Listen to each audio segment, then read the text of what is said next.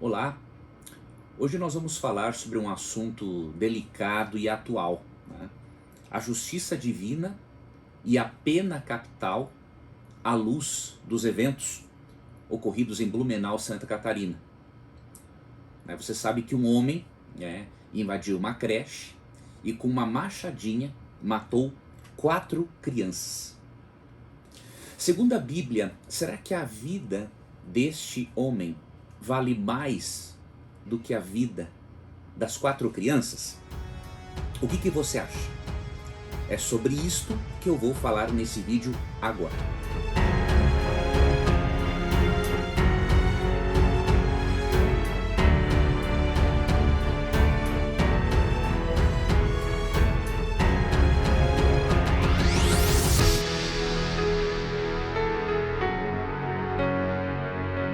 Em primeiro lugar, quando lemos Gênesis capítulo 9, versos 5 e 6, nós aprendemos que Deus estabeleceu a pena capital como um princípio universal de preservação e valorização da vida. Vamos ler o texto e aí você vai perceber que o Código Penal bíblico, ele sim pune um criminoso de forma proporcional ao seu crime. Diz o texto, vou ler aqui na Nova Versão Transformadora. Deus falando a Noé: exigirei o sangue de todo aquele que tirar a vida de alguém. Se um animal selvagem matar alguém, deverá ser morto. Quem cometer assassinato também deverá morrer. Quem tirar a vida humana por mãos humanas perderá a vida. E aí vem a razão. Pois eu criei o ser humano à minha imagem. Esse texto foi dado por Deus, essa orientação foi dada por Deus a Noé no mundo pós-dilúvio. Nem sonhava em resistir qualquer israelita para que alguém desinformadamente alegue que a pena capital foi dada para os israelitas. Os comentários bíblicos, os comentaristas ortodoxos, os professores de ética cristã conservadores, são unânimes em afirmar que Gênesis 9, 5 e 6 ensina de forma clara tanto a preservação quanto a valorização da vida através da pena capital. Então Gênesis 9 mostra que a base da pena capital é o valor da vida daquela pessoa que foi assassinada e que ela possui em si a imagem e semelhança de Deus. O princípio aqui no texto é o seguinte: a vida é tão sagrada aos olhos de Deus, até porque a pessoa é a imagem e semelhança dele, que a única forma de, à luz da Bíblia, o criminoso pagar pelo seu crime é com a própria vida. Então você percebe que nesse texto, uma pessoa assassinada, a vida de uma pessoa, Deus já requeria o sangue do homicida. Agora imagina de 4. Agora fique um assunto bem claro, isso aqui que eu estou apresentando não é um incentivo ao ódio, muito pelo contrário. Nós não devemos fazer vingança com as próprias mãos. Em Romanos 12, 17, encontramos um ensinamento claro de que o ser humano, o cristão, o civil, não tem autorização de Deus para fazer isso. E já um capítulo adiante, em Romanos 13, 1 a 5, vemos que Deus incumbiu o Estado de fazer isso. Agora, você pode questionar: o Estado é legítimo ou não para fazer isso? O seu questionamento não tem muita fundamentação. Na verdade, não tem fundamentação nenhuma. Porque quando em Romanos 13, 1 a 5, Paulo diz que o Estado, que as autoridades são a espada de Deus, quem eram as autoridades naquela época? O Império Romano. E você quer um império mais criminoso que o Império Romano? Porém, Paulo julgou que a postura de Roma em punir o criminoso era correta. E tanto que ele disse que mesmo no momento do Império Romano, este era agente de Deus para vingar o criminoso, para castigar o criminoso. Então diferencie vingança de justiça. Há pessoas que têm uma séria dificuldade com o raciocínio lógico básico, né? E elas confundem as coisas. Vingança é você e eu fazermos algo com nossas próprias mãos. Quando é a lei que atua, isso é justiça, isso não é vingança.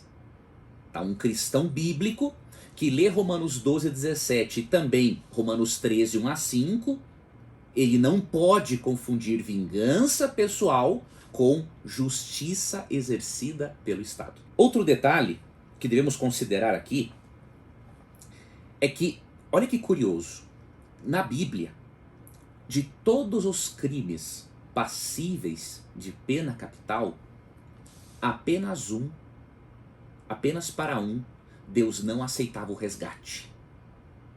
Olha que interessante. Esse texto aqui, de Números 35, tem chamado a atenção dos especialistas.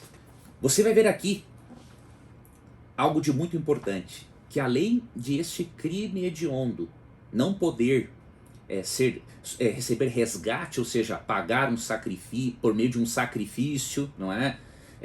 Não poderia também pagar nada, muito menos fiança, não é? Não havia resgate para esse tipo de crime. Outros sim. Né? E aqui em Números 35, 30 a 35, encontramos este princípio. Relembro que isso é um princípio universal, porque foi dado a Noé em um mundo pós-dilúvio.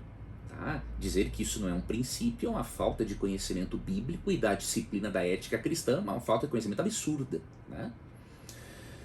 Números 35, 30 a 35.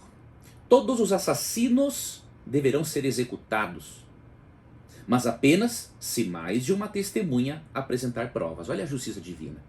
A pena capital não era exercida na Bíblia de qualquer jeito. Tinha que haver mais de uma testemunha para apresentar essas provas. Tá? Então aqui é uma coisa justa. Ninguém será executado com base no depoimento de apenas uma testemunha. Tá? Então tem nada aqui de opressor na Bíblia. Muito pelo contrário, isso aqui é justiça. Tá? Jamais, olha essa linguagem aqui, ó, jamais aceite resgate pela vida de alguém que foi declarado culpado de assassinato e condenado à morte. Não é para aceitar resgate em relação a este crime. Os outros, os especialistas dizem, por exemplo, Alan Pallister, né, o Dr. Walker, no seu livro sobre ética cristã, Norman Geisler e por aí vai, eles explicam que é bem curiosa esta linguagem e ela dá a entender que os demais crimes que eram passíveis de pena de morte, poderia haver um resgate para eles, para este não. Jamais aceite resgate pela vida de alguém que foi declarado culpado de assassinato e condenado à morte. Os assassinos deverão sempre ser executados. E jamais aceitem resgate de alguém que fugiu para uma cidade de refúgio, permitindo com isso que o acusado volte à sua propriedade antes da morte do sumo sacerdote. E olha o que diz o verso 33. Essa medida garantirá que a terra em que vivem não seja contaminada, pois o assassinato contamina a terra.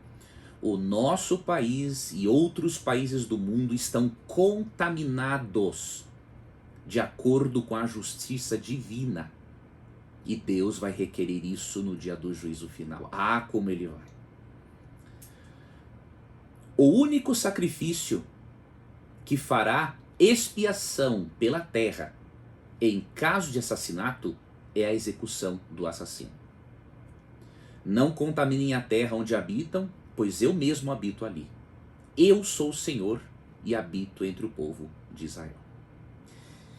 Então não há dúvidas, né, de que a Bíblia é muito clara. O Código Penal Bíblico, né, ele pune aquele criminoso que desrespeita a vida, tirando assim uma pessoa do convívio dos seus amigos, da sua família, destruindo assim a imagem e semelhança de Deus nesta pessoa. Não há dúvidas que Deus perdoa até mesmo o pior dos criminosos. Você pode ler em Isaías 1:18, 1 João 9, entre outros textos, que Deus perdoa sim a qualquer criminoso. Porém, preste atenção nisso que eu vou lhe dizer. o perdão divino não isenta o criminoso de sua responsabilidade pela vida da outra pessoa. Quer um exemplo? Leia Lucas 23, 42 e 43. Quando Jesus Cristo perdoou aquele criminoso que estava ao lado dele na cruz, haviam dois, não é? Um se arrependeu dos seus pecados e creu em Jesus. E ele pediu a Jesus que se lembrasse dele quando Jesus viesse no seu reino. E quando Jesus concede o perdão a este criminoso, Jesus não o tirou da cruz. Jesus poderia, né? Em certo momento ele disse que ele poderia chamar até 12 legiões de anjos para cuidarem dele se fosse necessário. Então ele poderia pelo menos chamar um anjo para tirar aquele criminoso da cruz e dar mais tempo de vida para ele, diríamos assim. Mas não.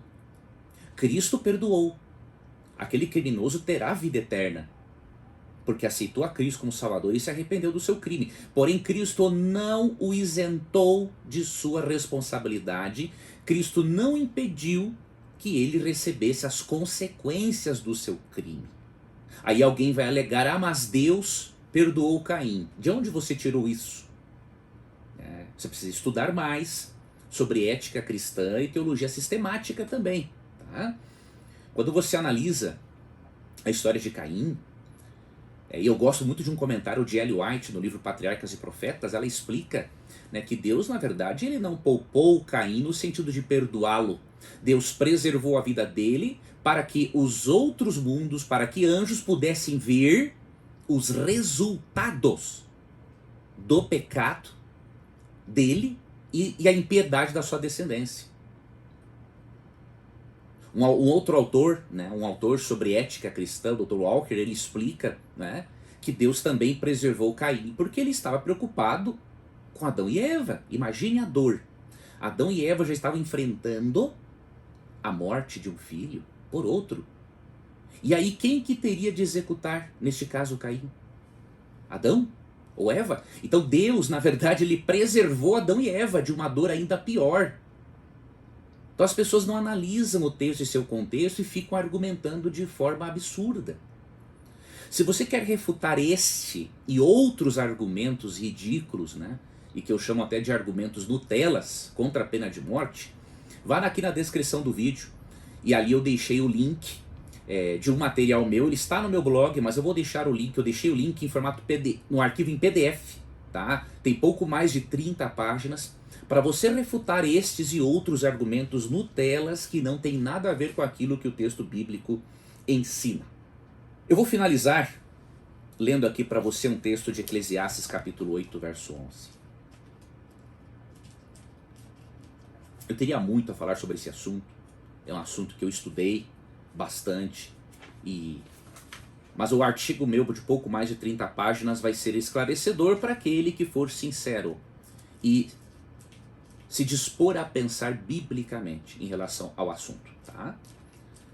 Eclesiastes, capítulo 8, verso 11, mostra que justamente a impunidade e a falta de uma punição proporcional aos crimes é que torna os criminosos ainda piores. Olha o que diz o texto. Quando um crime não é castigado de imediato, as pessoas se veem incentivadas a fazer o mal. Não é isso que acontece? Quando não há uma punição proporcional ao crime, as pessoas não são incentivadas a fazerem o mal? Com toda certeza. Ellen White, no livro Testemunhos para a Igreja, volume 1, tem uma citação que eu já disponibilizei em outro momento nas minhas redes sociais. Vou deixá-la aqui na descrição do vídeo, porque eu não estou com a obra aqui agora.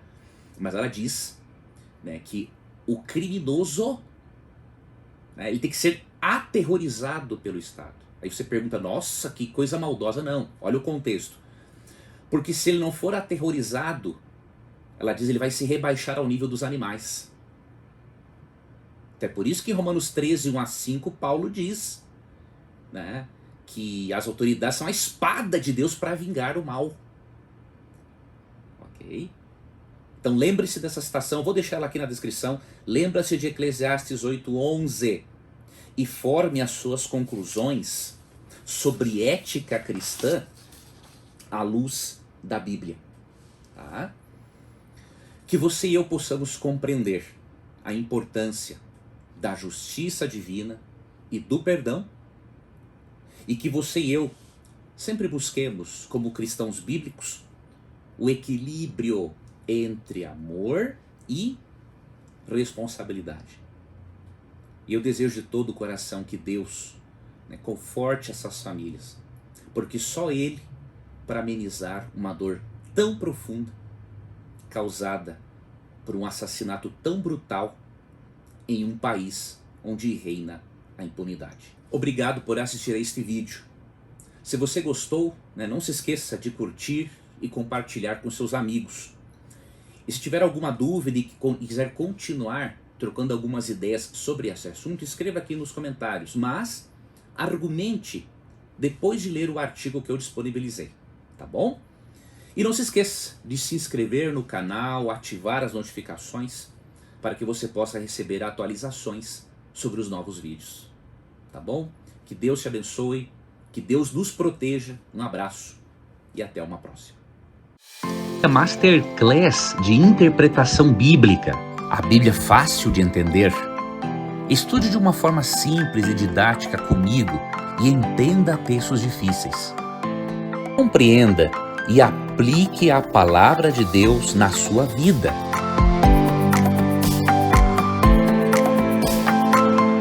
Inscreva-se agora.